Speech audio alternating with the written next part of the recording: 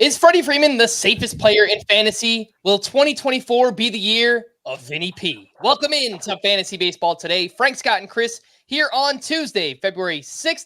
Today on the show, it's our first base preview. We've got strategy talk, ADP, sleepers, breakouts, busts, our favorite to draft, and much more. Let's get right into it. We know these are going to take a lot of time. Chris, why don't you kick us off? First base feels like a strong position throughout the draft. Elite names up top. The middle round looks solid. We have some quality depth later on as well. Last year, if you look at the top, we had 3 first base eligible players finish top 12 overall in roto and categories. 2 of the top 3 hitters in head-to-head points were first basemen from last year, Freddie Freeman and, of course, Matt Olson. First base gained Bryce Harper at the position.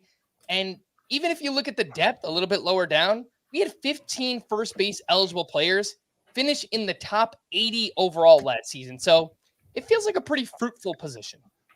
Yeah, I mean, this is, if you've been playing fantasy baseball for a long time, like there have been a lot of ups and downs with various positions. I think especially second base and third base in the last 5 years have really fluctuated. First base, I don't want to say it's always the same thing, but it's held relatively constant. Like you're always going to have mostly 4 category contributors at the high end at first base, although this year there is at least one guy who will steal a decent amount of bases. But yeah, I think sorry, my cats appear to be fighting and it's distracting me a little bit, so I apologize for that. No, yeah, I think first base is deep with very, very good hitters. If you wanted to argue that like shortstop is a little deeper overall because there's more breadth of skills, that's probably fine. But first base, like if you're not getting a bunch of RBI and home runs from your first baseman, you're falling behind the competition. And so I think that's the key thing you have to keep in mind. I think first base shines especially toward like the middle late portion of drafts, which is kind of the opposite of shortstop. Shortstop is kind of stacked at the top, but then there comes a point in leagues where you roster an extra middle infielder, like a standard roto league with an extra middle infield spot, where shortstop you can get left out there, and you're never really going to get left out at first base. I think first base this year is the position where it's my strategy at first base is less intentional than at any other position. I kind of just, when it's the right time to take a first baseman, I take him. If that means Freddie Freeman in the middle of round 1, if that means Matt Olson early in round 2, if that means Pete Alonso at some point in round 3, you know, if it's the right time, if it's the most sensible move, I'll go ahead and take advantage. But it's not like I'm stressed about filling that position because there are quality options throughout the draft. Yeah, again, like I mentioned, Scott, I mean, I think I feel the same way. It just kind of, you get to a point where, okay, when is the first base player, the top player available, right? And then obviously you could find names all throughout the draft, as you mentioned, like up top, in the middle rounds, later rounds as well. I have a feeling a lot of people's corner infielders will have first base eligibility as well, because again, that just kind of lends itself to the depth. I actually think third base might be even deeper than first base. So I find that's not the case with my own drafts, but that's all the more reason why you can not stress at either corner infield spot. It's not something you have to stress about early. I would be more likely to invest in a top end first baseman than a top end third baseman, I would say, because I like the later options at third base even more, and because I think the top end first basemen stand out more than the top end third basemen do. Like you said, I mean, a first baseman was number 2 and 3 in fantasy last year, and that's 2 years in a row, actually. Different first baseman, but 2 years in a row that 2 of the top 3 players have been first baseman. Chris, how are we doing? How are the Cats? I don't know what happened. All right. I don't know if you guys could hear. There is commotion going on behind me. I turn around and one of my cats is just stuck in the corner of the room.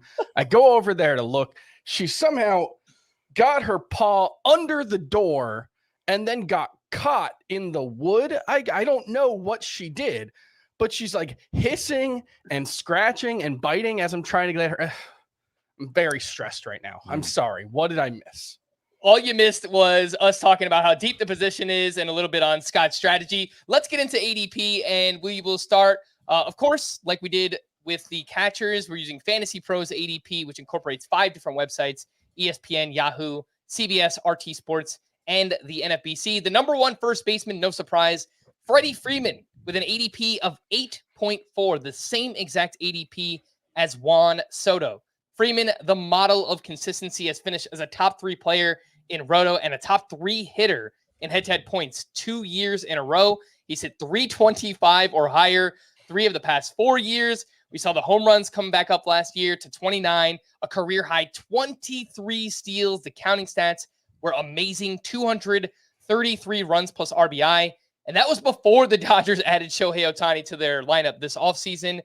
Freeman is also one of the most durable players. So if you consider that in the early rounds that you just really want safety, Freeman has missed 11 total games over the past 6 years, which is almost unheard of in this game. Scott, I know that Freeman is 34 years old. The only decline that I found in his game was the average exit velocity and hard hit rate. They came down a little bit, but it didn't matter. He was still money. He was amazing. Is Freddie Freeman the safest player in fantasy baseball? Maybe.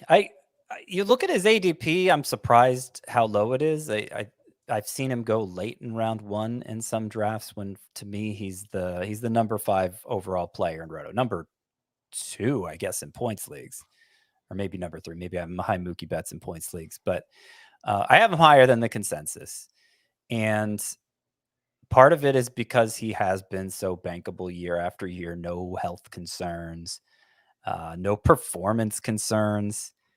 He's the safest bet of anybody for batting average and has been for almost a decade at this point. You know he's going to hit 300, and he might hit well over 300.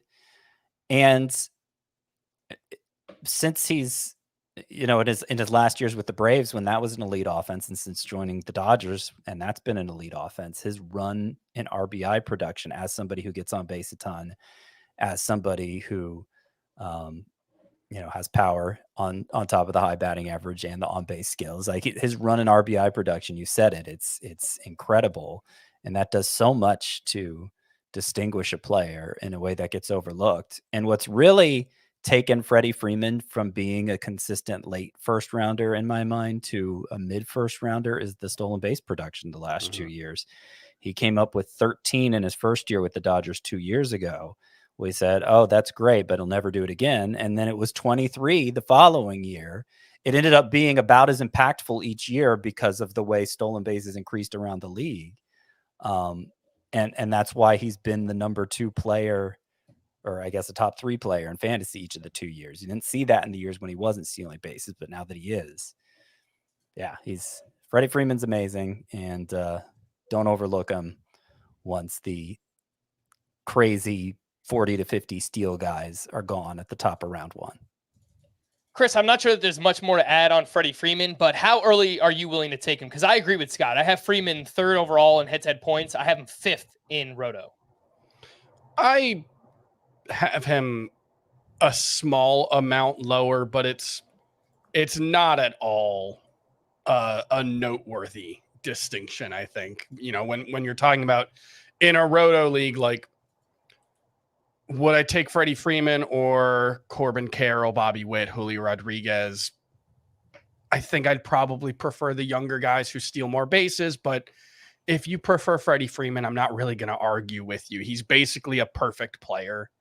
We all have him behind the. Well, Frank might have him ahead of Corbin Carroll because Frank's especially down on Carroll. But I've got Fernando Tatis ahead of him, but I'm high on Fernando Tatis. I've got Kyle Tucker and Mookie Betts, but that's none of those things I think should be viewed as knocks on Freddie Freeman. I think it's just, if you have to ding him for anything, he's 34.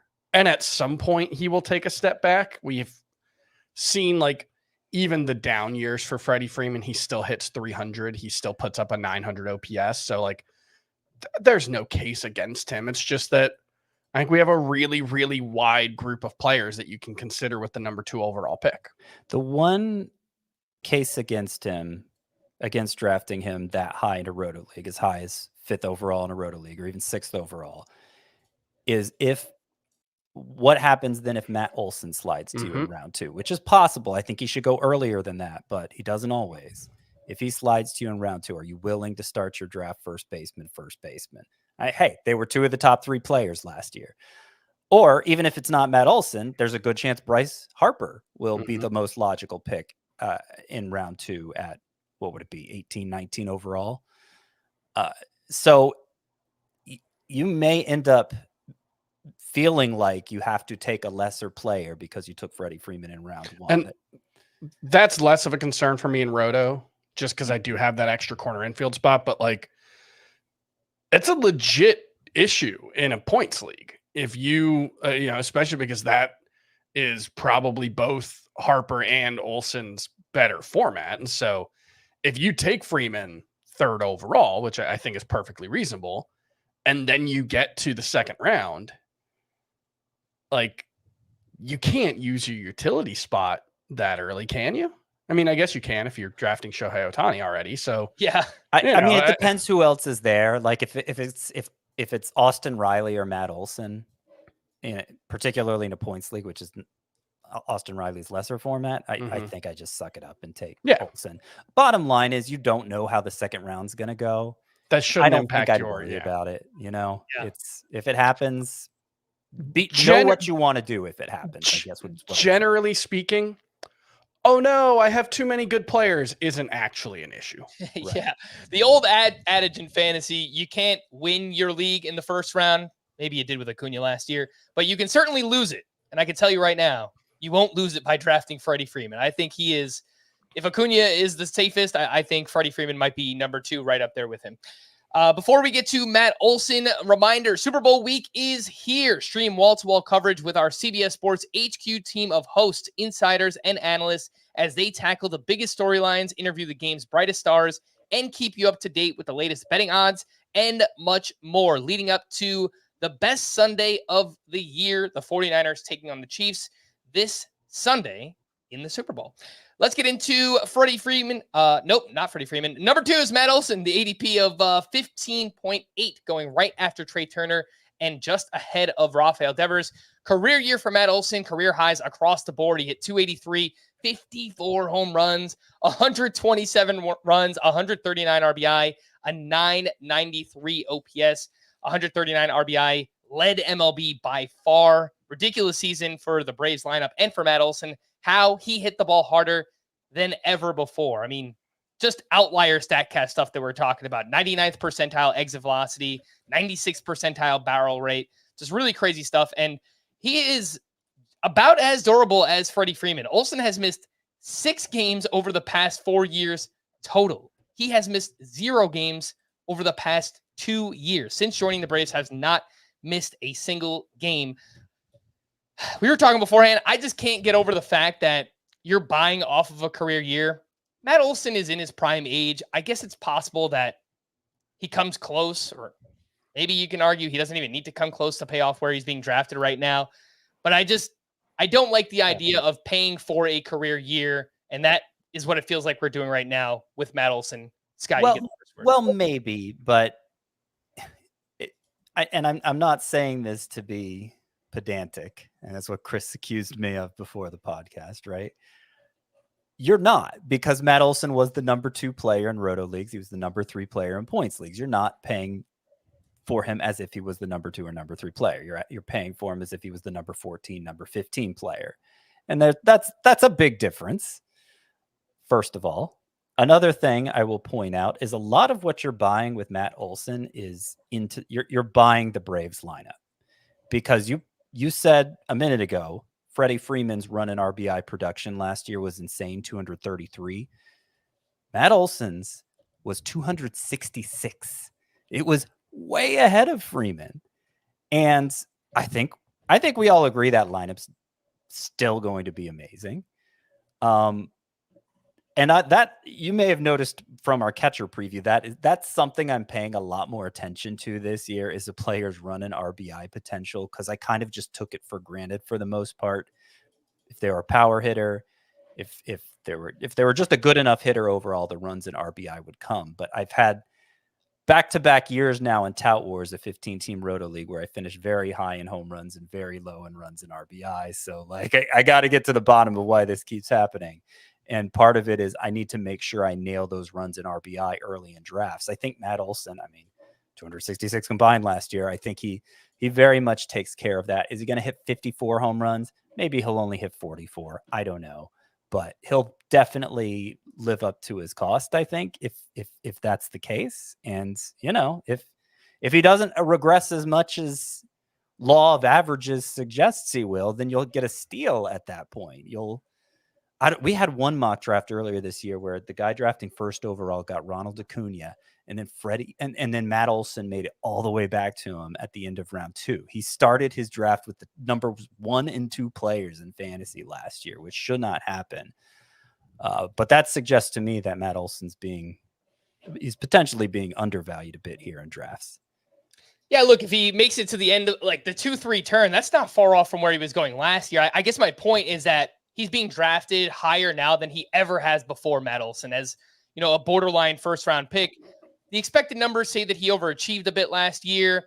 He severely lowered the strikeout rate in the second half. Is that something that can maintain? He had 321 in the second half. And we've seen him have, better than a 17% strikeout rate for a full season before. It was his last year in Oakland, right? Right, but then he regressed to 24% the following season. So and then he went back the other way. I think he's a 23 to 24% striker, right? And I think the thing to keep in mind is like Matt Olson hits the ball really hard. Well, Aaron Judge hits the ball really hard as well. His pace went from 62 in 2022 to I think it was 56 or 57, that's still a lot. But Pete Alonso in 2019, his pace went from 53 to 56. Aaron Judge in 2017, he went from 52 to I think it was 39. Giancarlo Stanton 59 to 38.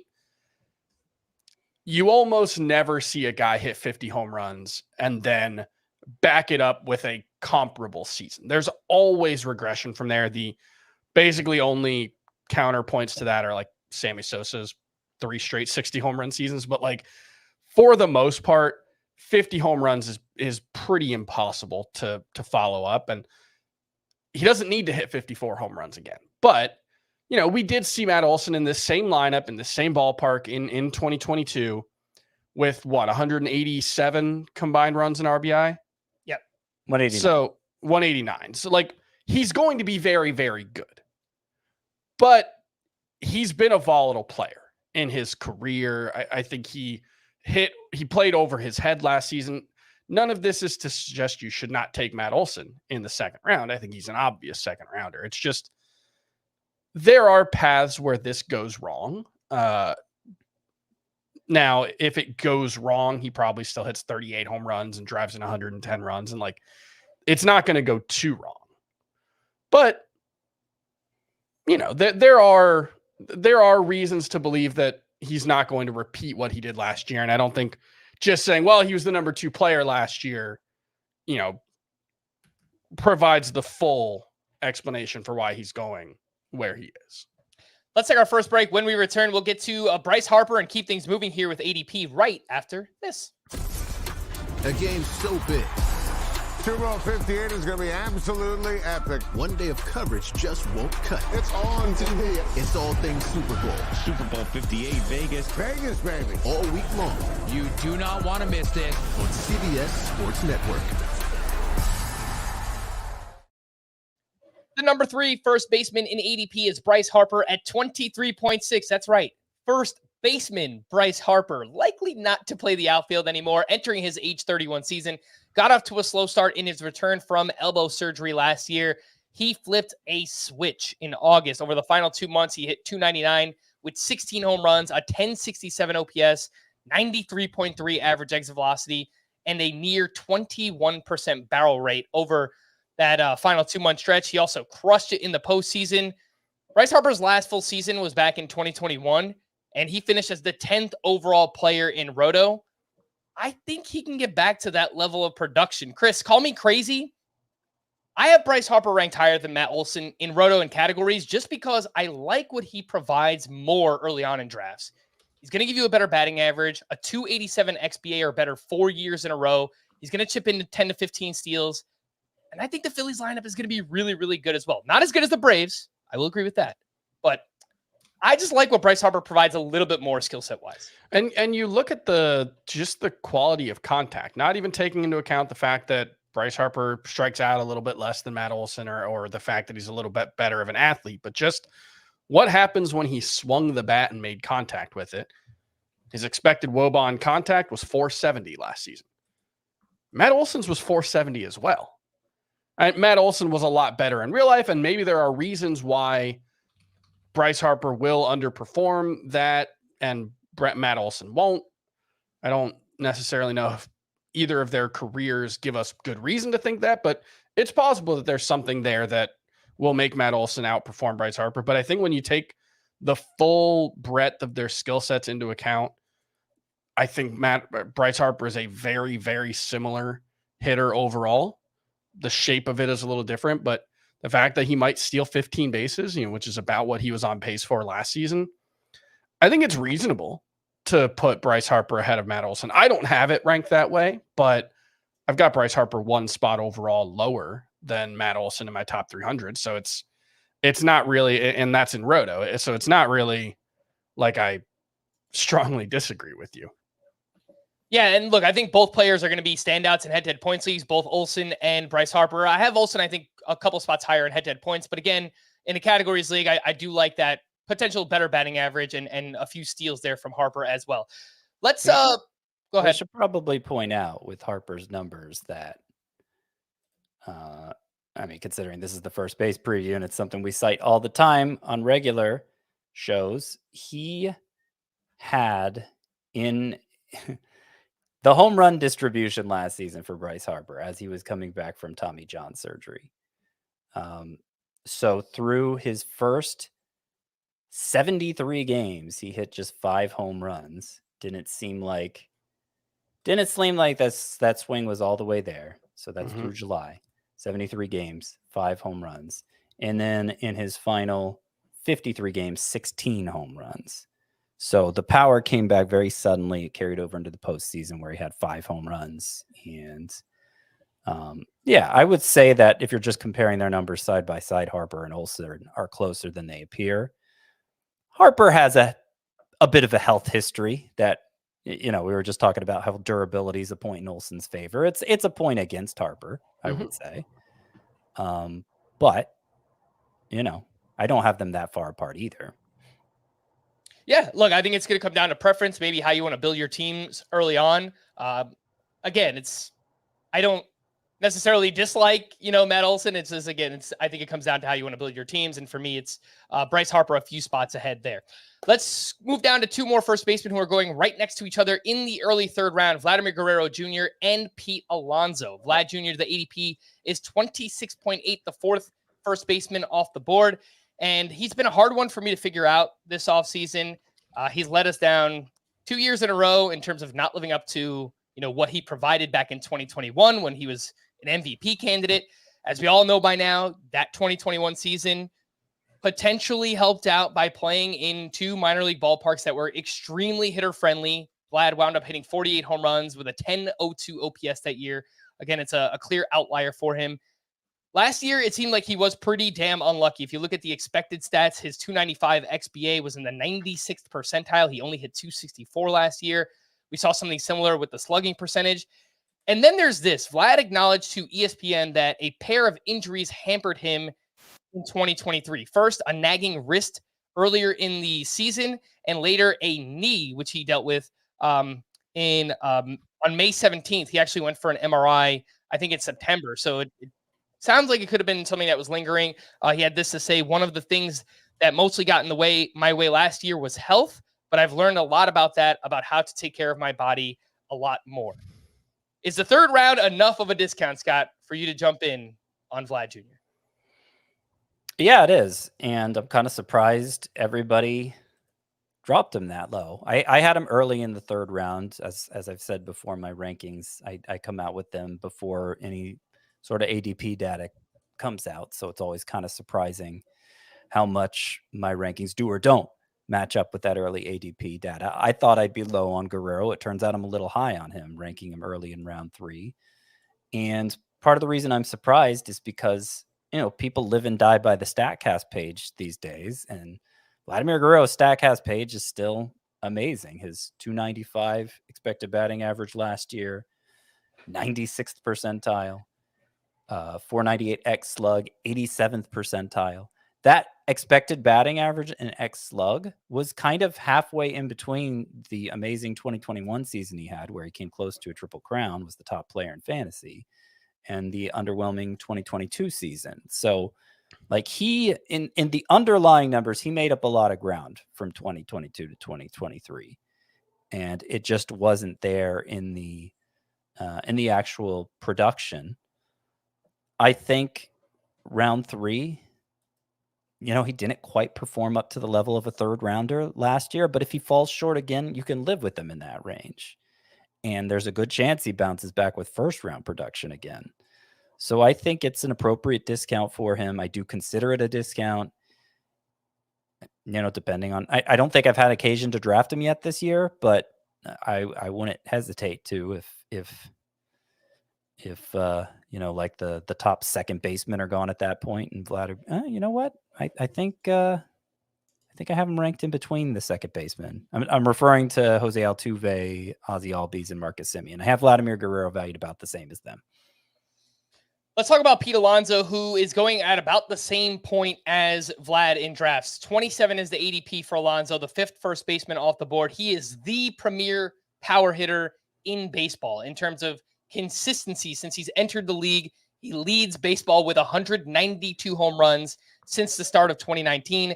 Batting average did take a bit of a tumble last year, down to 217, where Alonso hit 271 in 2022, 262 in 2021. His BABIP was just 205 last year. I know the line drive rate came down, but I don't think that's enough of a reason for him to have a 205 BABIP. That just seems really, really low for Pete Alonso. If you remember, he missed time in the middle part of the season in June with a wrist injury. He got hit by a pitch on his wrist. 25 games after returning, he only hit 132 with 4 homers and a 549 OPS. So that seems like a pretty valid reason for some of the struggles. It seems like Alonso's poised for a bounce back year here, Chris. He's entering a contract year. Who would you rather have, Alonso or Vlad? They're going basically at the same spot. It's Alonso for me. I have him about 7 spots, I believe, ahead of Vlad in the overall rankings. And, that if you wanted to pick Vlad, I think that's fine. I think Pete Alonso brings a safer skill set. You're going to get elite production from him in 3 categories. And last year's batting average, I don't think you take anything from it. He, like you said, he had the wrist injury. He also had the 205 BABIP. The expected batting average was 246. It's never going to be a strength for him.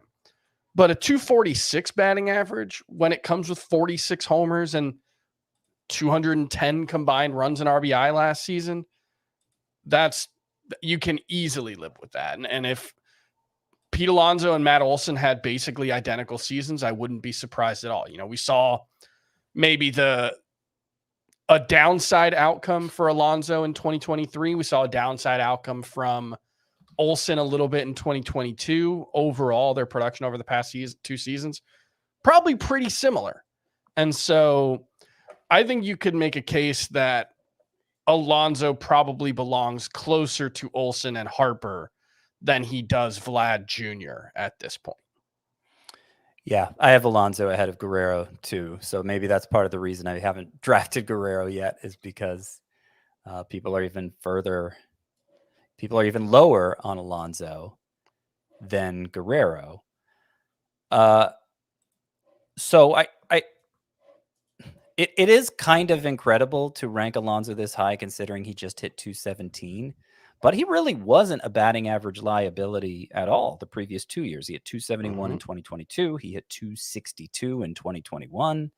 And he's kind of an average batting average guy, if not a little above average. Both of those years, he had a strikeout rate under 20%. It climbed a little last year, but I think, a lot of the drop-off coincided with that wrist injury, and I'm willing to give him a pass for it, especially since he still hit 400. He still hit 46 home runs, drove in 118. Yeah, a contract year. I don't think anyone would be surprised if Alonso goes out there, hits 50 plus homers this year, big counting stats. It seems like it's in the realm of possibilities, in the range of outcomes for Pete Alonso. After Vlad and Alonso, you drop down a few rounds and you get to Cody Bellinger, who has first base and outfield eligibility. 54.6 is the ADP as the sixth first baseman off the board.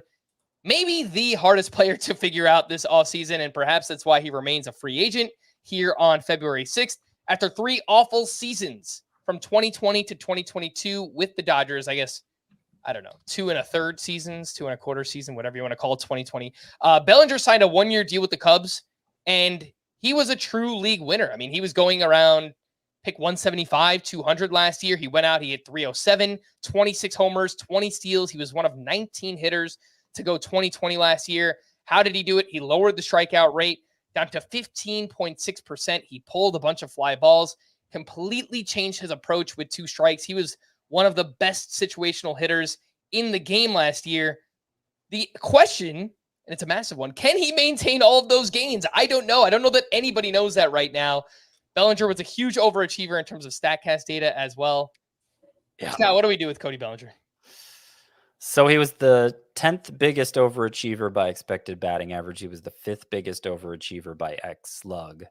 Normally, the way you see a player do that is he excels at pulling the ball in the air. Like, he's an outlier for that, and Cody Bellinger really isn't. So it was a head scratcher all year as it was happening, and it's even more of a head scratcher now. And what that probably means is you should bet against it. The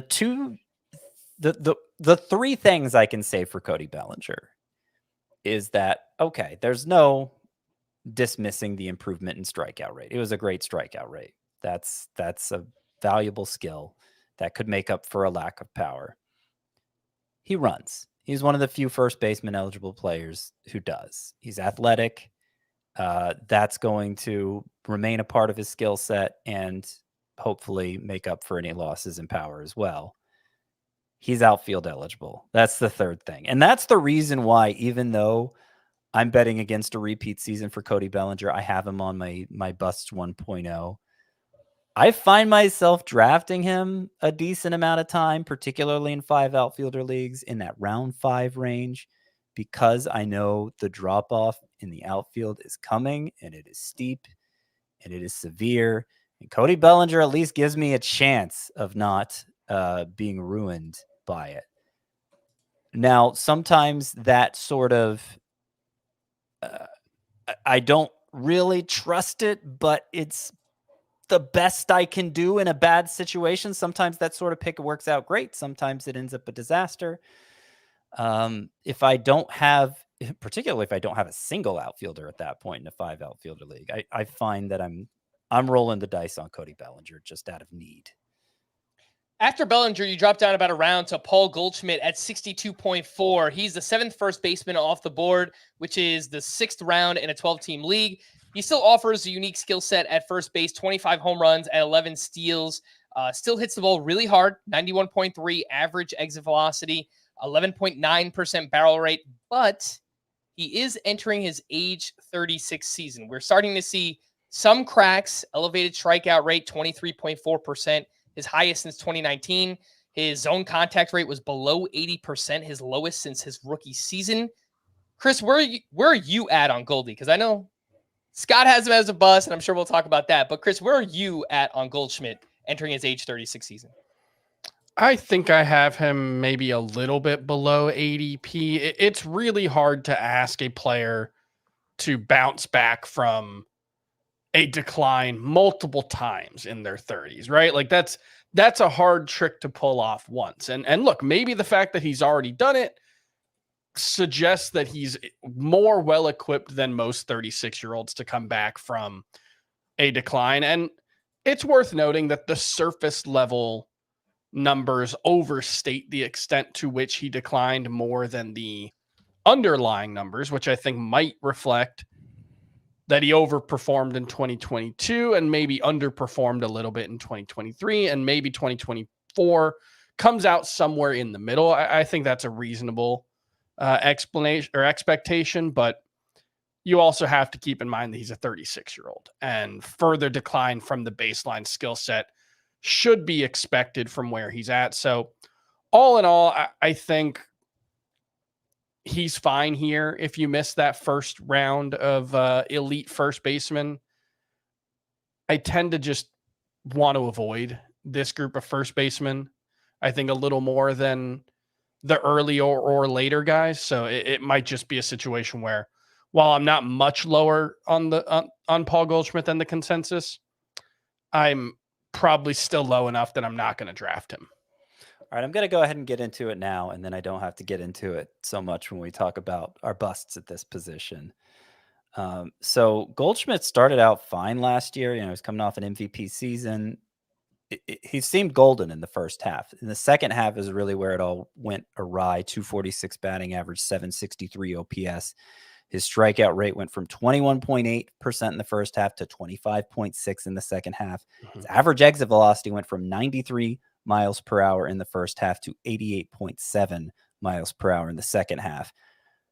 Regression, or decline, I guess I should say, doesn't always happen neatly from one off season to the next. It can happen in the middle of the season. We've talked about how old Goldschmidt is. This is the most condemning number for me, though, is his performance against fastballs. And this is a year-long stat I'm going to cite. This isn't a first half, second half thing like those past numbers I cited. So he entered, well, he didn't enter, but he is a career 307 hitter with a 995 OPS against fastballs. Great numbers.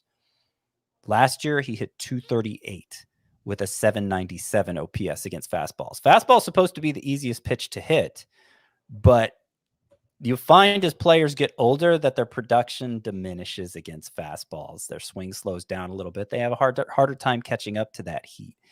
And I think that was Goldschmidt's biggest issue last year, the biggest reason for his struggles. And that's a sign of decline. That is he just lost a skill there. Also, his swinging strike rate on fastballs, 8.7% for his career. It jumped to 10.6% last year. Those are red flags. I think part of the reason why I just don't have much interest in drafting Goldschmidt at all is because there are so many upside players available later than him. I don't think there's much urgency to draft Goldschmidt. So I look at those risks and I say I'm happy to let somebody else have him here.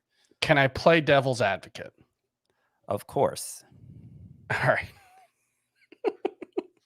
In 2018, Paul Goldschmidt's expected WOBA on fastballs was 433. In 2019, 368. That I remember heading into the 2020 season, he's having to cheat to catch up to fastballs, the bat's slowing down. And then the next year, 454 expected WOBA against fastballs, 428 in 2021. Here's the interesting one. 387 in 2022. 387 in 2023. Average exit velocity down a little bit, launch angle down a little bit, whiff rate up a little bit, but not so concerning. Like it could just be that he's lost enough that there's something that the expected stats are hiding against fastballs. But I kind of want to be more down on Paul Goldschmidt than I end up being when the more I research him. Like I want the underlying numbers to say that he declined more than they do. Well, if that makes sense. It's kind of reminiscent of Jose Abreu last year, because the underlying numbers were like, oh, he's fine. But then you look at the production against fastballs, and I don't know. You're right. There was this weird blip in the middle of Goldschmidt's career where it looked like his bat was slowing down then. Turned out it was just a fluke. Maybe it's a fluke again. Again, given what follows at this position, I don't see the justification for betting on it being a fluke again. Sure. One more point in the favor of Paul Goldschmidt is that he has worked with Driveline Baseball this offseason to try and improve his bat speed, and That doesn't mean it's necessarily going to help, but we have seen it helped other batters in the past. And he was worried about it. That's what that says. It's possible, yeah. He's putting in the work. And he's entering a contract year. With that being said, I do typically find myself skipping this group, Bellinger and Paul Goldschmidt. I really like the pitchers that go in this range, like rounds 5 through 7. So a lot of the time I'm focusing on pitching and I'm not really focusing on any of the first basemen here. Let's take our final break. When we return, more ADP Christian Walker coming up right after this. Well, you need your sports news anywhere? We've got breaking news to bring you. Then get your sports anytime you want them. Big trade news overnight to discuss. Because we know you need sports all the time. A lot of movement in the rankings this week. A legend adds to their legacy. We're bringing you that breaking news right here on HQ. CBS Sports HQ, anywhere, anytime, all the time. Welcome back in. Let's continue on with first base ADP. And next up, we have Christian Walker, who's going at 80.2 as the 8th first baseman off the board. Pretty identical seasons in both 2022 and 2023, where he hit 33 plus homers, 84 plus runs scored, 94 plus RBI. He just provided a career high 11 steals as well. Quality of contact did take a bit of a step back. He's entering his age 33 season. Chris, I don't really have a reason to be out on Christian Walker, but I just never feel inclined to take him as his ADP. It's one of those things where I just kind of want to be out 1 year early rather than 1 year late, but maybe that's not fair to Christian Walker. What do you think?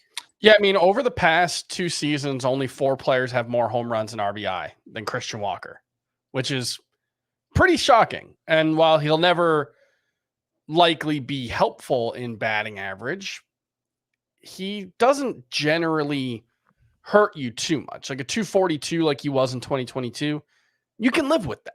And so I think the gap between Christian Walker and Paul Goldschmidt probably needs to be smaller if it needs to exist at all. Christian Walker might just be the better player for fantasy right now. I get it. He is older than you think. Like you said, he turns 33 soon. So like if there was going to be a drop off, that wouldn't be surprising, but we really haven't seen too many signs of it. Like, yeah, the quality of contact a little bit worse. It resulted in his ex-WOBA dropping 20 points, but I don't know. Is that enough for me to panic about a guy who just remains really undervalued based on the surface level numbers? Maybe, but I don't think so. I guess so. I see Christian Walker and Paul Goldschmidt are going pretty close together. Those good first basemen I was talking about going after Goldschmidt, they're still a couple rounds after Walker even. So if I wasn't willing to pay for Goldschmidt, who has MVP caliber upside, Christian Walker, he's probably who he's been the last 2 years and can't get any better than that, which is good. I mean, he's a must-start player, but there's not that next level that maybe he could, you draft him and he exceeds your expectations. If anything, he's going to drop off. And same thing I said for Goldschmidt. 2 rounds later, by ADP, there are a first baseman that I'm much more excited about. And so it's hard for me to justify taking Walker here for that. Yeah, I just kind of don't like the middle class of first base, defined as Bellinger, Goldschmidt, and Walker. Yeah. Well, 2 names going around 20 picks later, right around the top 100, Spencer Steer and Triston Casas. Spencer Steer has first base, third base, and outfield eligibility. The ADP is 97.4. He's the 9th first baseman off the board. A strong season last year, finishes a top 70 player. Spencer Steer, kind of this jack of all trades, master of none. He doesn't really have a standout skill, but he's solid in multiple areas. Pretty good plate discipline as well. Projected to bat in the middle of an exciting Cincinnati Reds lineup, but the quality of contact is lacking. He is a bad defender, and the Reds do have a lot of talent ready to jump in if Steer falters. It's not a foregone conclusion that he will, but they are there. They need at bats either way, is the thing. Like, I don't know that it's necessarily if he falters. If he falters, yeah, he's probably getting buried, Spencer Steer. But even if he doesn't falter, they have 3 left-handed hitting outfielders. Steer bats right-handed, obviously. Will Benson, TJ Friedel, Jake Fraley. I'm not saying they deserve more at-bats than Spencer Steer to start the season, but they deserve to get some at-bats. And meanwhile, they're overloaded on the infield. They have 2 more players than they can play there, and Christian Encarnacion Strand and Jonathan India. And that's before you even include Steer in the mix, if he gets any infield time at all. So yeah, I think he'll be penciled in their starting 9 on opening day, but I don't think it'll be as regularly as it was last year. And I'm not sure he'll be able to live up he would be able to live up to last year's production, even if he was in the lineup every day, because it seemed like he squeezed the maximum possible amount out of what skills he has. So he's not the one I'm excited about either. Really, it's the next guy, Triston Casas. But I don't know. We'll see if Chris wants to say anything. And I think we're all pretty excited about Triston Casas. One other point on Spencer Steer, if you look at the splits too, he crushes left-handed pitching, and he was just kind of okay against righties. A 780 OPS, that's solid. It's totally fine. But I don't know. Maybe they will look at it the same way if he's just so great against lefties and just kind of okay against righties. Or, I mean, it's not even like there are other potential scenarios that he just gets traded. And a big part of the appeal of Spencer Steer, when I liked him as a sleeper last year, was, well, scouts don't love the raw power. He's going to play half his games in Cincinnati. Yep. If that stops being the case, I think he looks a lot fringier, and you're probably talking about more like a 20 homer ceiling, decent stolen bases, but not difference-making stuff. Triple eligibility is really cool. You know, I think that Spencer Steer has a lot going for him that should keep him in your fantasy lineup.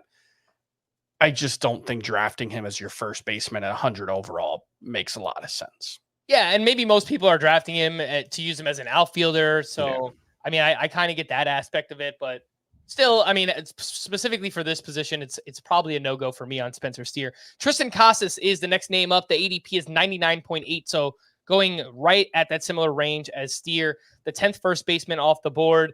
And looks like Triston Casas technically already broke out last year, an 856 OPS, ranked 6th among first basemen with at least 500 plate appearances.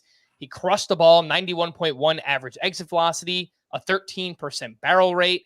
Slow start for Casas, but from June 1st on, he was awesome. He hit 299 with 18 home runs, a 953 OPS. He has the prospect pedigree. The talent is there. The question now, Chris, is will Triston Casas play every day? He hit just 215. It would be really stupid if he doesn't. I want to get that off the bat. Like, yes, he only hit 215 against lefties. 32% strikeout rate. 32, like 215 with a 32% strikeout rate. That's not great. That's not terrible when you walk as much as he does, when you hit the ball with the kind of authority that he did.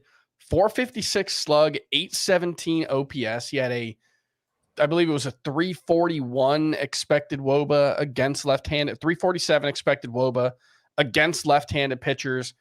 For context, Spencer Steer's expected WOBA against everyone was 331. I think it would be dumb if the Red Sox didn't play him every day. And down the stretch, he was basically playing every day. From the start of the second half until the shoulder injury that ended his season, not considered a serious concern as far as I know, he started 49 of 56 games. He was on a 45 homer pace. He had 1,034 OPS in those 49 games. I really don't have much concern here. I think the skill set is legit. I think more than clears that, but we talk about that for young left-handed hitters. The just don't be terrible against lefties bar. I think he clears that. His home park is not great. That's the one thing that Triston Casas. It's great for him, though. It's not great for power. It suppresses left-handed power. It really boosts batting average. Well, and so that's the one limitation he might have. One of the things I like about Triston Casas, and what you mentioned the prospect pedigree. There were 3 first basemen he was compared to when he was coming up: Cody Bellinger, back when Cody Bellinger was the bee's knees, Joey Votto, and Freddie Freeman. I think it's looking closest to Freeman at this point, to be honest, because of how good Triston Casas' opposite field power is. And that's going to play up at Fenway Park. And I think it's a great venue for him specifically. How much he walks is comparable to Freeman. I think he has those line drive skills. The line drive rate last year wasn't amazing in the majors. It was fine. but it was amazing in the minors. And second half last year, Triston Casas, his slash line was 317, 417, 617. He's the best player the Red Sox have developed since Rafael Devers. And I think they're going to treat him that way this year. They're he can't get better against lefties unless he plays against lefties, and they have every incentive to make sure he gets better against lefties. One thing I noticed is that if you look at the minor league splits for Triston Casas, he was not good against lefties in the minors either. So I'm just playing devil's advocate. Triston Casas is one of my breakouts, so I'm excited about him, and I think it's very likely he does have an awesome season. But again, it's the minor league numbers didn't really line up with great splits either for Triston Casas. Going about a round after Spencer Steer and Triston Casas is Yandy Diaz. 109.8 is the ADP, the 11th first baseman off the board. A career year for Diaz last year. He won the AL batting title with a 330 batting average. His 932 OPS was 7th best among qualified hitters. He was awesome. He crushes the ball too. I mean, it's basically, him and Matt Olson are in a category of their own because 93.4 average exit velocity, just a tick below Matt Olson in that category. The plate discipline makes Yandy Diaz a head-to-head point standout as well, nearly an 11% walk rate, just a 16% strikeout rate, 3.4 fantasy points per game. We're tied for 4th best at the position last year. I think the biggest question for Diaz is what does the power look like? Because he hit 12 home runs in the first 2 months. That's when his ground ball rate was 45%. He hit just 10 home runs the final 4 months of the season when his ground ball rate was 55%. So that regressed. The power kind of went away. I think we're probably getting sub 20 home run power. But Scott, what are your thoughts here on Yandy Diaz coming off a career year? Yeah, coming off a career year at age 31. He's 32 now. In all likelihood, he doesn't hit 330 again. In all likelihood, he doesn't hit 22 home runs again. I think he probably produces enough to start in fantasy. And I think regression is already baked into his cost here. It would take the right build in a roto league to make Yandy Diaz your first baseman. But it is worth pointing out that the story changes dramatically if it's a points league because his strikeout to walk ratio is so good and always has been so good that in points leagues, Yandy Diaz, you should treat him like a stud. And I don't see him treated that way often enough in points league drafts. He is, let me see if I can pull up the number real quick. Points per game last year, Yandy Diaz was... Somebody talk because it's taking a while to load. I have 3.4 fantasy points per game, Scott. Tied for 4th best at first base. Okay, there you go. So he's better than Bryce Harper on a per game basis, better than Pete Alonso on a per game basis. I'm not saying you draft him ahead of those guys, but you don't have to. Draft him as a top 10 at first base and you'll be happy. The last name of the top 12 in ADP at first base, Spencer Torkelson. 123.8 is the ADP. That's an 11th round pick in a 12-team league. He is the 12th first baseman off the board. Again, former first overall pick, figured things out last year. He popped 31 homers, 94 RBI. He raised the launch angle. He hit more fly balls. He pulled the ball more last year as well. The expected stats do offer some hope as well. A 253 XBA, a 487 expected slug. Chris, what sucks for Spencer Torkelson is that he plays in Detroit, in Comerica Park, where he hit just 219 with a 697 OPS. He was drastically better on the road. It's just one of those things where if he had a different home park, maybe we're talking about 35, 40 plus home runs for this guy. Yeah, and that's the thing is that power is going to be such a necessary component of Spencer Torkelson's game. Even after the All-Star break last season when he was really, really good and surely helped a lot of you, make late pushes up the standings, he hit 238 after the All-Star break. Now, the expected batting average gives us hope that he'll be better. His overall expected numbers were just much better than his actual numbers. And, I think some of the changes that they made in moving the fences in Comerica didn't have a drastic impact, but I think we have reason to believe that it will play better than it has in the past, at least in that regard. A lot of Spencer Torkelson's game is really, really well suited to maximize power. He's a good power hitter who also pulls the ball and hits it in the air and does all those things in a way that I think, like you said, if you played in a different park, you could talk about 40 homer upside. Here, it's probably more like 35 homer upside. That's, he was a little bit better than that over that second half span. I think he's fine here.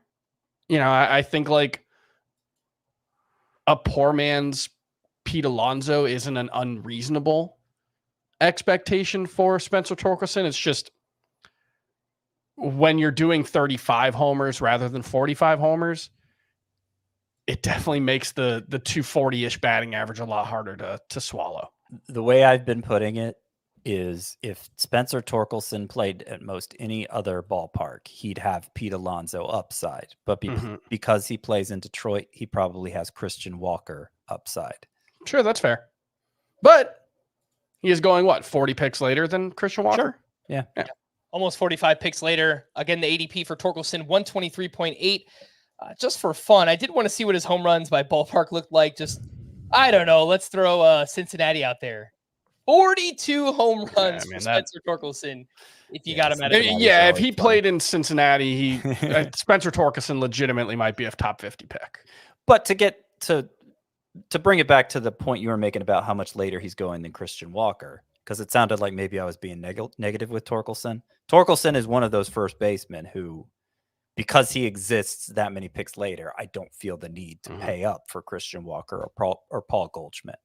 It is worth noting Walker and Goldschmidt, at least based on last season, could steal 10 bases. Spencer Torkelson will probably not come particularly close to that. He's actually not much slower than them in terms of sprint speed. He just doesn't run and didn't last year, so we have no reason to think he will. Exactly right. Sleepers, breakouts, busts, and our favorite first baseman to draft in 2024. Scott, why don't you kick us off with your sleeper at first base? Okay, my sleeper's the only one we haven't talked about so far. So it's Vinny Pasquantino, who I like for all the reasons. Vinny P? Vinny P, baby. I liked him. I like him still for all the reasons I liked him last year. And I am kind of shocked to see how far he's fallen in ADP, given that it's easy to dismiss last year based on the injury he had. So specifically, he had a torn labrum in his shoulder. He had it operated on in when was it? June.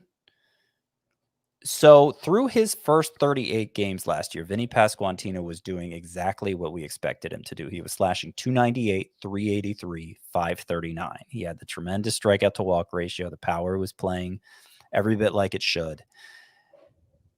And then he fell into the slump that ended with the shoulder surgery. We don't know exactly when his shoulder began bothering him. There were reports of it bothering him before he stopped playing. We know that much. And I think we can probably attribute it to that steep drop off in production. It's such a small sample that dicing it up doesn't make a lot of sense anyway, but through a month and a half, he was exactly who we thought he was. And so I can't get that out of my mind when I'm analyzing him. The overall numbers ended up being underwhelming, but I give him a pass because of the shoulder injury, particularly since he's going as late as he is. And I recently read this quote from Vinny P in an article on MLB.com. Quote, "I feel like an animal that's been in a cage for 9 months. That's kind of the best way I would describe it. I'm ready to Pasquatch. He is like an animal. I'm ready to get out of the cage, and that latch just opened a little bit so I can taste it. One more week, I'll be out there ready to get it fired up." And that quote came from this past weekend, so it sounds like he's ready to go. Chris, I know you have Vinny P as your breakout candidate. Yeah, and then the comp I've always made for Vinny P is like peak Anthony Rizzo. Without Anthony Rizzo actually used to steal like 15 to 20 bases pretty regularly. He's not going to do that, but Vinny Pasquantino could be a guy who has great plate discipline, hits around 280 to 290 in his best seasons. I think there's 30 plus homer upside here because he does have a swing that is well suited to generate the most out of his raw power. So yeah, I'm a big Vinny P fan. if I didn't go with a 250 ADP range for my sleepers, he very well could have been a sleeper instead of a breakout. Instead, I'm happy to pick him as a breakout candidate. And you see the fact that both Chris and Scott like Vinny Pasquantino because according to ADP on Fantasy Pros, Vinny Pasquantino 142.6. In CBS, it's 104. At every other site, it's 130 or later. I mean, over at the NFBC, 171. And on CBS, it's 104. So whenever we're getting past Vinny Pasquantino, he's going a little bit early. I've got him ahead of Spencer Steer this season. He's a little bit behind Yandy Diaz, but he's technically my number 14 first baseman because Salvador Perez is there, and that's where he comes out in the catcher rankings. But Vinny P is my 13th. I deleted Salvador Perez from first base rankings because no one should use a catcher at first base. I just rank guys everywhere they're eligible. Yes. I get it. And you have to. I don't love saying Vinny P is my number 14 first baseman. He's my number 13 first baseman. That's exactly He's number one in my heart. I'll tell you that much. Chris, why don't you give us your sleeper at first base? Yeah, I'll go with Kyle Manzardo, who there's some Vinny P in this profile as well. Really, really good plate discipline. Last year was weird. He only hit 320 or 237. For context, the year before he hit 327 between two different levels. So there wasn't really like a super concerning jump in strikeout rate. I know he dealt with a shoulder injury, I believe, that could explain it, but Kyle Manzardo, after getting traded to the Guardians, hit 256 with an OPS well over 900. Went to the Arizona Fall League, hit 6 home runs in 22 games with an OPS north of 900. Looks like he's going to have a chance to be in the opening day lineup for the Guardians. There's some platoon risk, but yeah, I think Kyle Manzardo has a chance to really be a pretty impactful fantasy option. And he's essentially free right now. The ADP for Kyle Manzardo, 335.5. So, yes, basically free. And in addition to the injury he was dealing with last year, sounds like he had some off-field issues, some stuff going on that, obviously could have taken some of his attention away. So, Kyle Manzardo going very late in drafts, a name that you need to know. Sleeper for me, I'll save Jeimer Candelario for the third base sleeper when we do that later in the week. And I will go with the homer pick, Anthony Rizzo. A big opportunity here for Rizzo. If he's back to full health, that's, I think, a big if. Post-concussion syndrome last year, nothing to joke about. But before he got hurt, he looks like prime Anthony Rizzo. I mean, he was crushing it. He hit 304 with 11 home runs and 880 OPS in his first 53 games. He got back to hitting line drives. He wasn't just selling out for fly balls and power. I mean, he was playing his game. Maybe it had something to do with the shift restrictions and him just, getting back to his old ways, but he looked good. And he's currently projected to bat cleanup in that Yankees lineup behind Aaron Judge and Juan Soto. There's potential for big counting stats here. And Anthony Rizzo is going very late in drafts. The ADP is 295.4. So, all right. I just want to have a little fun. Don't take this seriously. I'm just trolling Frank. Okay. Would you like to know how many players had a shorter average home run distance than Anthony Rizzo last season? 5. Too high. Ah. It's 3. Aledmus Diaz, Jeff McNeil, and this is hilarious, Isaiah Kiner Falefa. Those are the only 3 players whose home runs traveled less far than Anthony Rizzo's 377 feet, but he still plays in that little league ballpark. He's still a Yankee Stadium. Exactly. I don't know about for you, Frank, but for me, like I think of Anthony Rizzo as a sleeper as well. It's not the sort of sleeper, though, where it's like, okay, I know I can leave first base or more realistically corner infield unoccupied because I can bank on Anthony Rizzo being there late. I don't have such a high degree of confidence that he'll return to who he was through mid-May. It's just that for the cost, the upside, there's a clear disparity there that I'd like to take advantage of as a bench piece. Yeah. Or even, again, as, in a deeper league, a corner infielder or a utility bat, whatever it might be. But the point is the ADP is around 300 and, Anthony Rizzo is basically free at this point. But it is worth, like you mentioned, the post-concussion syndrome, like Joe Mauer, Justin Morneau, like there are a decent number of players who it can really wreck your career. And so hopefully that's not the case for Anthony Rizzo. Breakouts. Chris, you had Vinny Pasquantino. We talked about him. Scott and I both have Triston Casas as breakouts. I would love to have him as a breakout as well. Mostly count me on board. Anything else to add, Scott, on Casas? No, I think we covered it all. All right. And then with the busts, Scott, you talked about Paul Goldschmidt. Chris, you did you get to talk about Cody Bellinger? I don't think you did. Did you? No, but I've talked about Cody Bellinger plenty. We covered it all, though. There might be some combination of things that leads Cody Bellinger to continue to outperform his expected stats the way he did last season. He is a good athlete. He hits the ball in the air to the pull side a decent amount. None of that wasn't there before last season, and we had never seen him outperform his expected stats in that same way. So I don't really believe that there's like a skill there. It's possible I'll be wrong, but it's not a bet I'm willing to make. And I feel the fact that he's having such a hard time getting the contract he wants makes me feel a little better about that, because clearly MLB teams don't know what to make of him as well. Yeah, I think that's a good point. I do want to make the point where I said, okay, I kind of feel forced to take him for my outfield sometimes in round 5. There's a scenario. He hasn't signed yet, obviously. Mm-hmm. Depending where he signs, I could be all the way out. If he goes with the Cubs, okay, fine. Mm-hmm. If he goes to the Yankees, that's not really rumored right now, but that'd be a great destination. Yeah, that I would probably change my tune there. If he goes to the Giants, I don't know about that. I think, all the way out if he's in San Francisco. All right, and then a bust for me, Spencer Steer. We spoke about him and how we're skeptical and how the Reds have a lot of talent there, and so we do worry about things. Maybe the floor being a little bit lower than I think people are giving Spencer Steer credit for. Our favorites to draft based on ADP. Chris, I noticed you have there's one name here that you haven't talked about, but feel free to mention all 3. Yeah, Triston Casas, Bryce Harper, and the guy we haven't talked about is Josh Naylor, who we talked about a little bit on the projections pod with Ariel Cohen. He really likes him. I think there's a lot to like with Josh Naylor.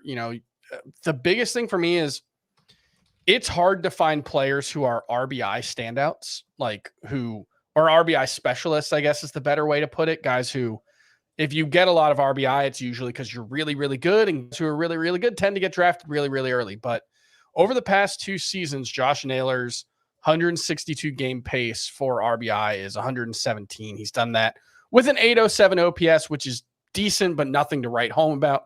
25 homers. He makes a lot of contact. He hits a lot of line drives. He plays behind some really good on base guys. So I think Josh Naylor, it's probably at best like a 2 or 3 category contributor, but he's also got some steals in a way that makes you think that there could be all around upside for Josh Naylor. And he's, I think, very, very cheap relative to what he could provide. He's another great choice for points leagues. 3.22 points per game for Josh Naylor last year. That's basically identical to Christian Walker. Mm-hmm. The ADP for Josh Naylor is 130.2 as the 13th first baseman off the board. I think he's good for both formats, but I agree, Scott. I mean, 3.2 fantasy points per game. That's a standout there. He's projected to hit 280, 21 homers, 86 RBI, 8 steals. And that's similar to what Spencer Steer did last year. I think the batting average maybe could be even a touch higher for Josh Naylor. So I do like the skill set quite a bit myself as well. Scott, one of your favorite first basemen in draft is a name we have not talked about yet. Yeah, and since I already used Vinny Pasquantino for sleeper, I will choose Rhys Hoskins for this category. And I don't know how long this will be the case. I should have looked up how his ADP has changed since the word of him signing with the Brewers in late January. But his ADP is insanely low.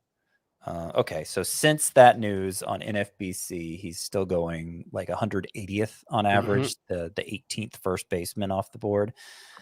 And I feel like, considering he's coming back from a torn ACL, shouldn't impact his power production, especially since he's had a full year to recover. He's not trying to rush back like Ronald Acuna was 2 years ago. I think we can count on Rhys Hoskins basically just picking up where he left off and being a 240 hitting 30 homer guy. Another great ballpark in Milwaukee. I think those numbers are highly undervalued at that stage of the draft where he's going. And I would like to get him as my corner infielder in every Roto League. In the 3 seasons that Rhys Hoskins has played over 150 games, he's been between 29 and 34 homers, between 81 and 89 runs scored, between 79 and 96 RBI. He basically always hits between 240 and 250. So there's something to be said for consistency and knowing what you're going to get from a player, assuming that they're healthy. Favorite to draft for me, I'm with you, Chris. Bryce Harper, Triston Casas, 2 names that I highlighted. I really like those guys. I think in auction salary cap drafts, I'm going to wind up getting Bryce Harper in a lot of those formats because I think he's probably going to go for around $30, maybe upper $20 in that format. And I really do think he can provide first round value. So definitely someone I'm going to be looking to draft a lot of this year. Scott, Harper is one of your first round caliber players, right? You're 16. Yeah. Yeah. It's now down to 16 with Corey Seager getting injured. He might be number 16, Harper. It's toward the back end, but I do count him as one of the first round caliber hitters. Yes. Back to first base ADP via Fantasy Pros. We left off with Spencer Torkelson. Josh Naylor was the next name up. We just spoke about him. I think there's a lot to like there. Vinny Pasquantino, the 14th first baseman off the board. We obviously talked about him. Christian Encarnacion Strand, someone we have not talked about yet. 146.4 is the ADP. 15th first baseman off the board. This dude was a monster in the minors. Not just last year. You look at his minor league career. 322 batting average, a 990 OPS. He got called up last year. Took him a little bit of time to get going. The final 24 games for Encarnacion Strand, a 333 batting average, 9 homers, 1055 OPS, a 17% barrel rate. He hits the ball hard. Places discipline needs a little work. The questions are the playing time, Scott. I mean, Roster Resource currently has Encarnacion Strand on the bench. Candelario at first base, Noelvi Marte at third, Jonathan India at DH. It's just kind of messy right now, but I still think there's a lot of upside with Encarnacion Strand. Oh, there is. And look, maybe injuries will clear this log jam up for the Reds. I suspect, despite what Roster Resource is saying, I suspect Christian Encarnacion Strand will get more DH at bats than any other Reds player this year. But you can't think, given all the excess they have there, that it's going to be every single day. And so that's why I'm not so enthusiastic about drafting him. I'd rather wait and draft Rhys Hoskins and probably get an equivalent number of home runs, if not an equivalent batting average.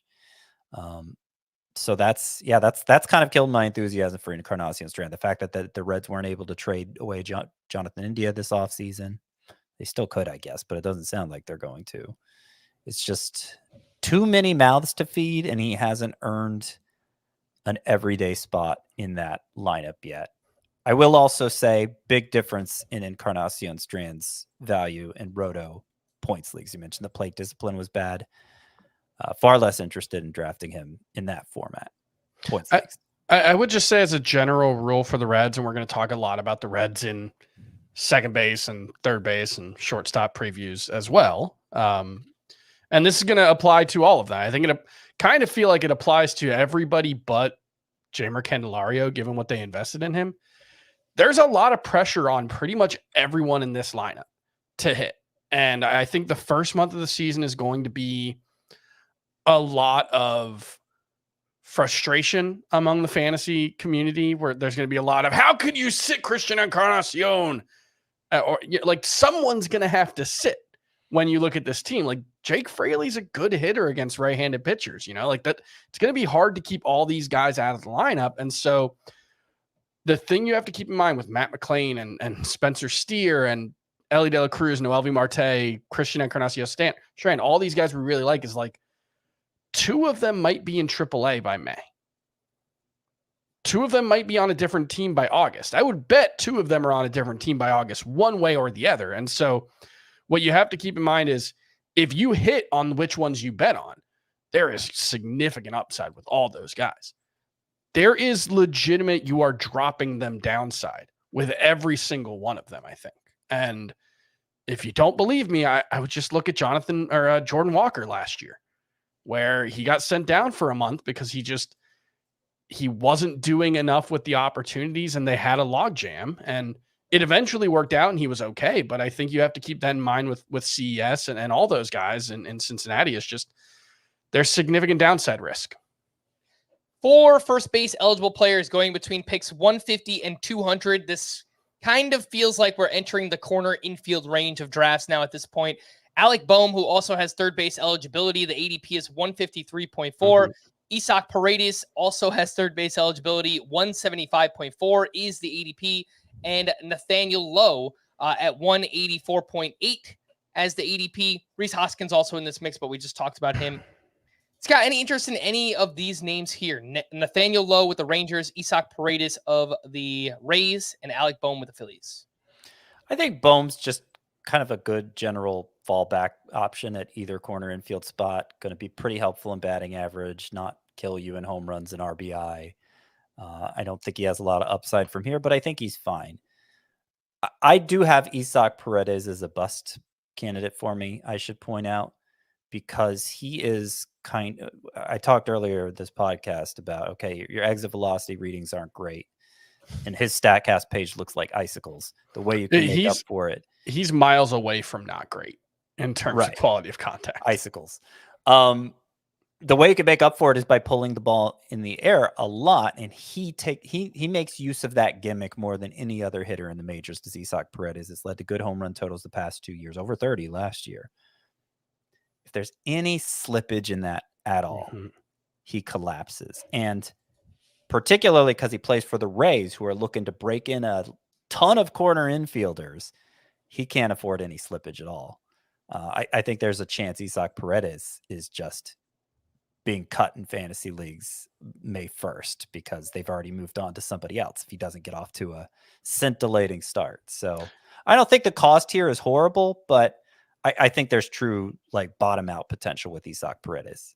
I don't know if Venom is the opposite of Spider-Man. So whatever the opposite of Spider-Man, Isaac Paredes and Alec Boehm are like the Spider-Man meme, but opposites. Because like could not be too like if Alec Boehm maximized his swing the way Isaac Paredes did, I mean, he might hit 315 with 35 homers. It's just, he is so unoptimized in the way Isaac Paredes is. Yeah. Alec Boehm, as you mentioned, Scott, it feels like a more useful pick in a deeper league, higher floor play, solid batting average, not going to kill you anywhere. He's just kind of a fine play. Should be a good source of RBI.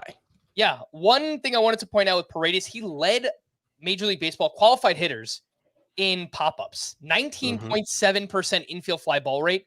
Those are automatic outs.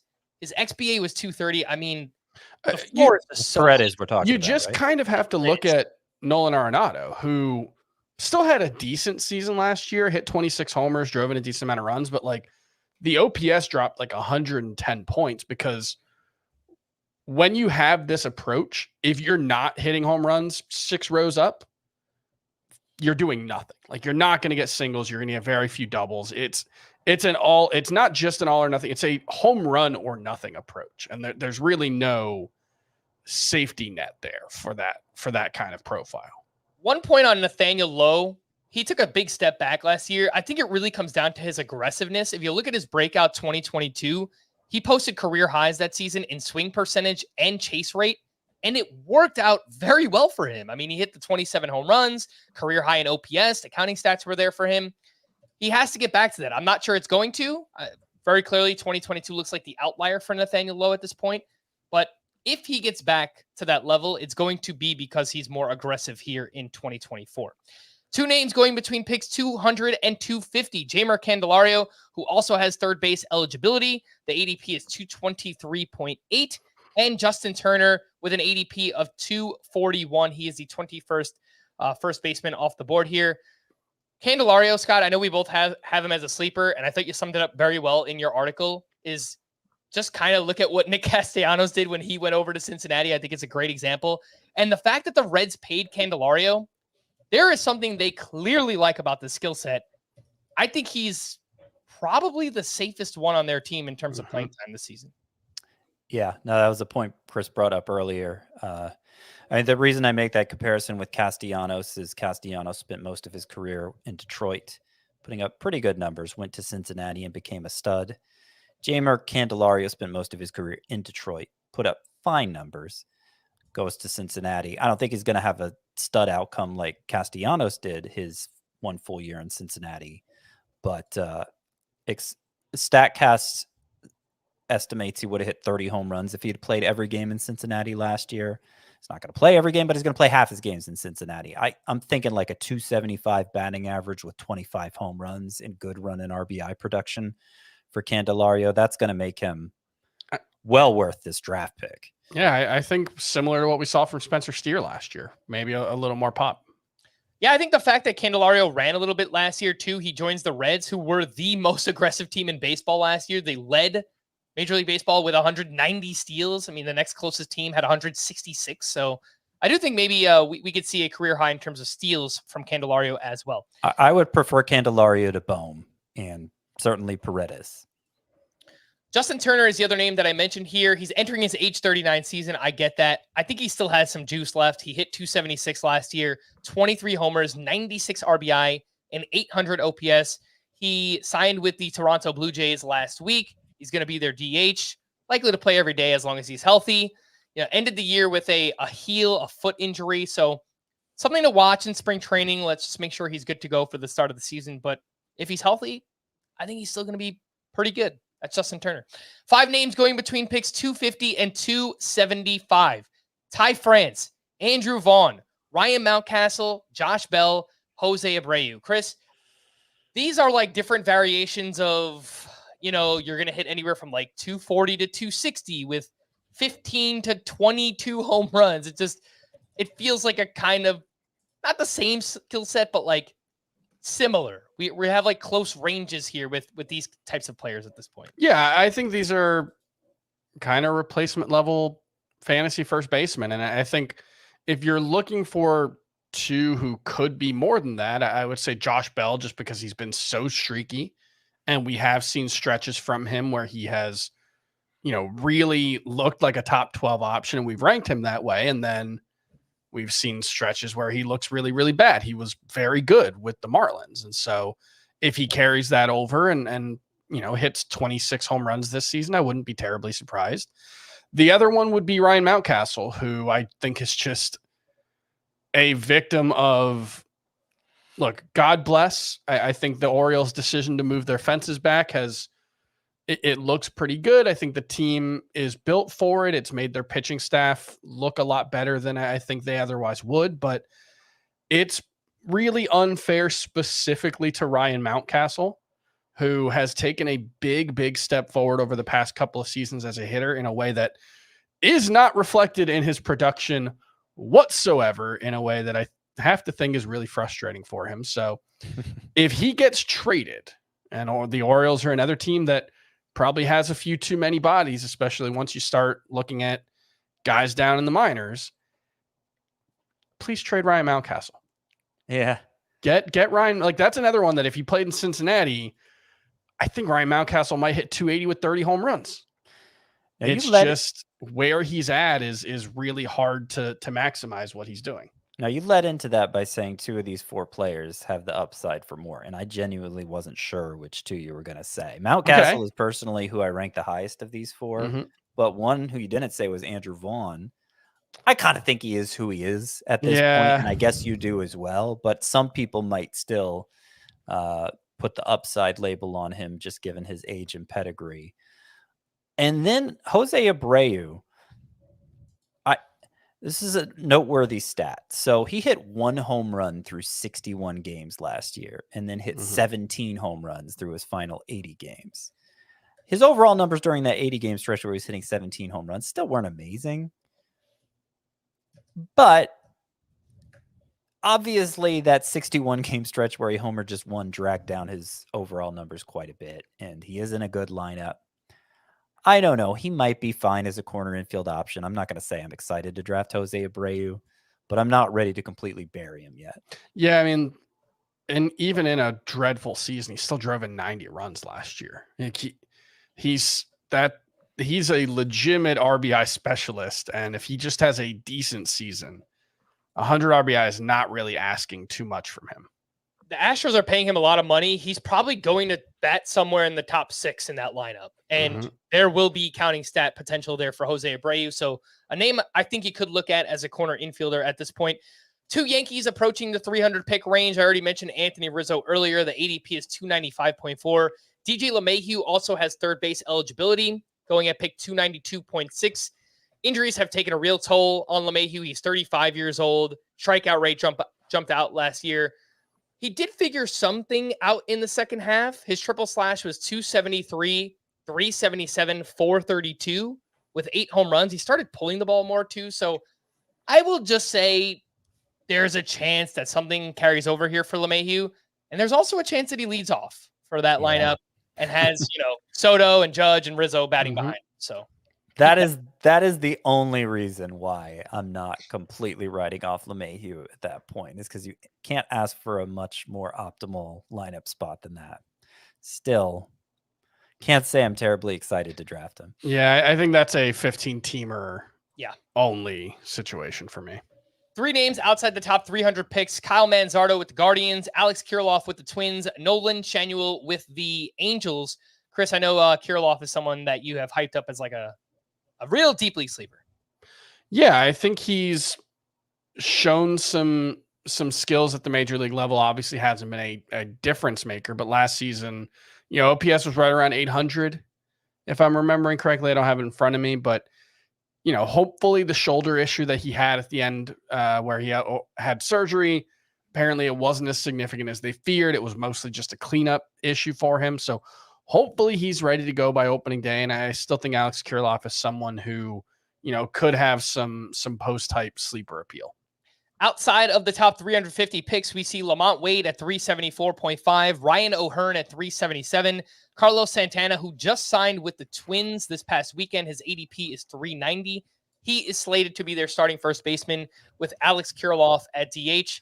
Scott, obviously this is some real deep league stuff, but anything on Lamont Wade, Ryan O'Hearn, Carlos Santana?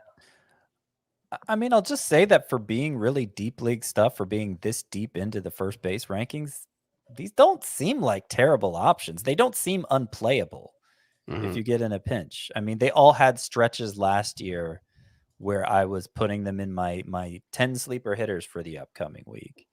So I think you get into really deep leagues, AL NL only formats, certainly. These might be guys to kind of highlight, to put a little asterisk beside as, okay, this is somebody I could target for cheap and get decent numbers from them. Outside of the top 400 picks, probably AL NL only league type stuff at this point, but Rowdy Tellez did sign with the Pirates this offseason, probably going to be their starting first baseman. Was playing hurt last year, so maybe he can bounce back with a little bit of pop. Ryan Noda, the definition of 3 true outcomes, likely to be the starting first baseman for the Oakland A's. And Joey Gallo. We have seen players kind of revitalize their careers and break out with the Washington Nationals just getting playing time. We saw it with Candelario last year. We saw it with Lane Thomas. Joey Gallo's going to play. So just a name to know in the deepest of leagues. We're going to wrap there. For Scott and Chris, I am Frank. Thanks as always for tuning in to Fantasy Baseball today. Please make sure to follow and leave a 5-star rating on Apple or Spotify. And we'll be back again tomorrow. Bye-bye.